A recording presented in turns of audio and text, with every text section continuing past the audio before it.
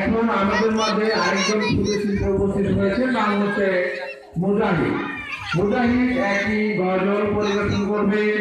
আপনারা ধৈর্য সহকারে গজলটি শোনার জন্য বিশেষভাবে অনুরোধ করা যাচ্ছে।